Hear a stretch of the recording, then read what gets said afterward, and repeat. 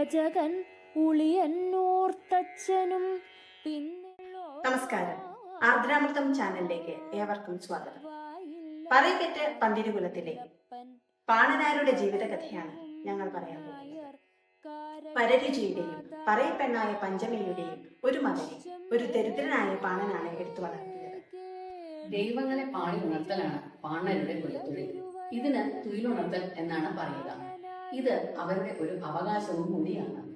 ഇതിനോടനുബന്ധിച്ച് ഒരു കഥയുണ്ട്, അത് നമുക്കൊന്ന് കേൾക്കാം. പണ്ട് പരമശിവനും പാർവതിയും ഉല്ലാസത്തിനായി ചതുരംഗം കളിച്ചപ്പോൾ പാർവതീദേവി തുടർച്ചയായി 4 പ്രാവശ്യം തോറ്റുവത്രേ. തുടർച്ചയായുള്ള തോൽവി ദേവിയെ ദുഃഖിതയാക്കി. കൂനിന്മേൽ കുരു എന്ന പോലെ പരമശിവൻ പാർവതിയെ പരിഹസിക്കുകയും ചെയ്തു.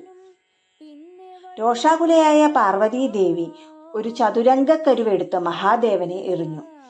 നെറ്റിയിൽ കരു കൊണ്ടതിനെ തുടർന്ന് ദേവൻ മോഹാലസ്യപ്പെട്ടു വീണു. ഏറെ നേരം കഴിഞ്ഞിട്ടും ബോധം വരാത്തതുകൊണ്ട് ദേവി പരിഭ്രാന്തയായി. ഭൂതഗണങ്ങളിൽ ഒരാൾ ദേവിക്ക് ഒരു ഉപായം പറഞ്ഞുകൊടുത്തു. ഭഗവാനെ ഉണർത്താൻ കഴിവുള്ള ഒരാൾ ഭൂമിയിലുണ്ടെന്നും അദ്ദേഹത്തെ കൂട്ടിക്കൊണ്ടുവരാമെന്നും അറിയിച്ചു. പാർവതീദേവിയുടെ ആഗ്രഹപ്രകാരം ഭൂതഗണങ്ങൾ പാണനാരെ കൂട്ടിക്കൊണ്ടുവരികയും ചെയ്തു.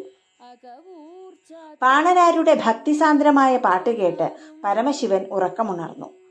പാണനാരോട് വരമായി വേണ്ടത് എന്താണ് എന്ന് ചോദിച്ചതിന് താൻ പാടുമ്പോഴെല്ലാം ഭഗവത് സാമീപ്യം തനിക്ക് അനുഭവപ്പെടണം എന്നു മാത്രമാണ് പാണനാർ ആവശ്യപ്പെട്ടത്. അങ്ങനെ തന്നെയാവട്ടെ എന്ന് പരമശിവനും അദ്ദേഹത്തെ അനുഗ്രഹിച്ചു. കൂടാതെ അതിമനോഹരവും ദിവ്യവുമായ ഒരു ഉടുക്കും പാണനാർക്ക് സമ്മാനിച്ചു. തന്റെ ഭർത്താവിന്റെ ജീവൻ രക്ഷിച്ച പാണനാർക്ക് ദിവസവും 7 വീടുകളിൽ ചെന്ന് പാടിയാൽ അന്നന്നത്തേക്കുള്ള ഭക്ഷണത്തിനുള്ള വക കിട്ടുമെന്ന് പാർവതീദേവിയും വരം കൊടുത്തു. പാണനാരാണ് പന്തിരുകുലത്തിലെ പാട്ടുകാരൻ. ഇദ്ദേഹത്തിന്റെ പിന്മുറക്കാരാണ് വടക്കൻ പാട്ടിലൂടെ പ്രസിദ്ധരായ കേരളത്തിലെ പാണന്മാർ. പാണനാരുടെ ദിവ്യത്വം വിളിച്ചറിയിക്കുന്ന മറ്റൊരു കഥയും പ്രചാരത്തിലുണ്ട്, അതൊന്ന് കേൾക്കാം. പാണനാർ ഉടുക്കും കൊട്ടി പാടി നടക്കുമ്പോൾ വലിയൊരാൾക്കൂട്ടം കണ്ട് അതെന്താണെന്ന് അന്വേഷിച്ചു. ഒരു ശിക്ഷ നടപ്പാക്കുകയായിരുന്നു അവിടെ.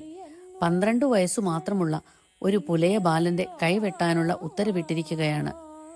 ആ ചെറുബാലനാകട്ടെ കരഞ്ഞു തളർന്നിരിക്കുകയാണ്. ഇവിടെ നടക്കുന്നത് എന്താണെന്ന് പാണനാർ ഉറക്കെ ചോദിച്ചു. പാണനാരുടെ ആ ചോദ്യം അത്ര രസിച്ചില്ലെങ്കിലും നാടുവാഴി മറുപടി പറഞ്ഞു. തന്റെ മകളുടെ രത്നമാല മോഷ്ടിച്ചതിനുള്ള ശിക്ഷ നടപ്പാക്കുകയാണ് ഇവിടെ എന്ന് പറഞ്ഞു. ഇത് കേട്ട പാണനാർ ബാലനോട് നീ മാല മോഷ്ടിച്ചോ എന്ന് ചോദിച്ചപ്പോൾ കരഞ്ഞുകൊണ്ട് ഞാൻ മോഷ്ടിച്ചിട്ടില്ല എന്ന് ആവർത്തിച്ചു പറഞ്ഞു. ഇത് കേട്ട പാണനാർ ഈ ചെറുബാലൻ ഇത് മോഷ്ടിച്ചിട്ടില്ല എന്നാണ് തോന്നുന്നതെന്നും അവനെ വെറുതെ വിടണമെന്നും ആവശ്യപ്പെട്ടു. അവൻ കൊട്ടാരത്തിന്റെ മുറ്റത്തു പോയത് കണ്ടവരുണ്ട് എന്നായി നാടുവാഴി.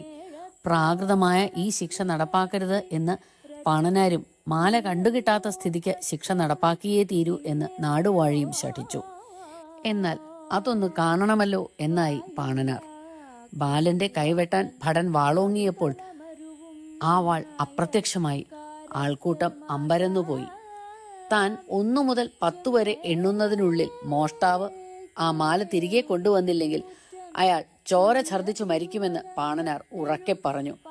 പാണനാരുടെ ദിവ്യത്വം മനസ്സിലാക്കി മാല മോഷ്ടിച്ച കാര്യസ്ഥൻ ഉടൻ തന്നെ മാല നാടുവാഴിയുടെ മുന്നിൽ സമർപ്പിച്ചു. നാടുവാഴിയാകട്ടെ ബാലനെ വിട്ടയക്കുകയും കാര്യസ്ഥനെ ശിക്ഷിക്കുകയും ചെയ്തു. ഭാരതപ്പുഴയുടെ തീരത്തുള്ള വാടാനം കുരിശിയിലെ ചെമ്മട്ടുംതൊടി എന്ന കുടുംബം പാണനാരുടെ പിൻഗാമികളാണെന്ന് പറയപ്പെടുന്നു.